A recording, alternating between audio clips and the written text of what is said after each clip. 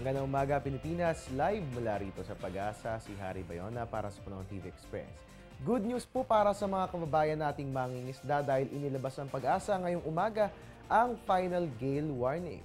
Ayon po rito, ang seaboards ng Northern Luzon ay makararanas ng scattered rain showers or thunderstorm. Nasasahan din umano na aabot sa 2.1 to 4 meters ang taas ng alon sa mga baybayin sa Ilocos Norte, ganoon din sa Cagayan, Isabela, Ilocos Sur at ganoon din yan sa mga baybayin natin sa La Union. Moderate to rough pa rin ang aasahang lagay ng karagatan, so kahit ito na po ang huling gale warning ng Pag-asa, ang mga mangingisda ay pinapayuhan pa rin na huwag munang pumalaot sa mga nabanggit na baybayin. Magbabalik po ang Panahon TV Express makalipas ang sampalal.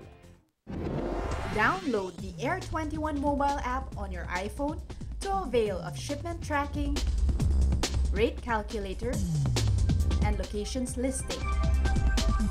Air 21 mobile app is also available on iPod Touch, iPad, Android, and BlackBerry. Know more about the Air 21 mobile app on air21.com.ph. At yan po muna ang latest mula rito sa Pag-asa DOST. Pakaantabayanan ang susunod na weather updates ng ating weather lover na si Amor La Rosa. Dito lamang po yan sa Panahon TV Express. Kasi walang pinipiling panahon, ang pagbibigay impormasyon. Nakasama niyo po yung weatherman, Harry Bayona. Magandang umaga.